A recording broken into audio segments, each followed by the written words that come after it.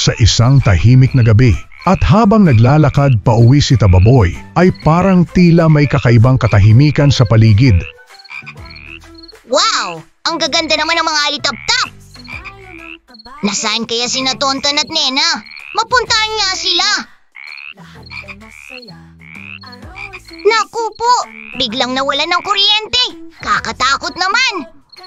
Ngunit sa dilim, laging may pagkakataon na magniningning ang kabutihan.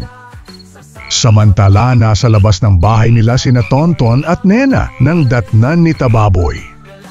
Tababoy, mukhang nasira ang ilawan namin. Madilim sa loob ng bahay, kaya haya natatakot tuloy si Nena.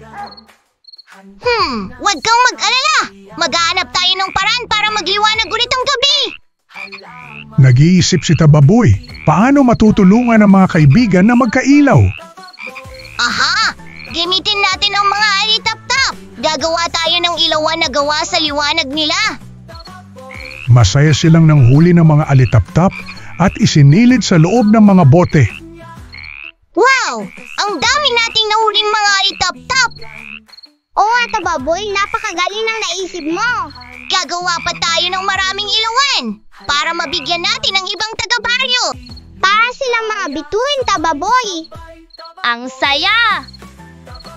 At dahil sa kabutihan ni Tababoy at ng kanyang mga kaibigan, nagningning ang baryo hindi lang sa ilaw, kundi sa pag-asa. Lagi nyo tatandaan na ang liwanag ay hindi lang nanggagaling sa ilaw, kundi sa kabutihan ng puso ng tao. Hanggang sa muli, paalam!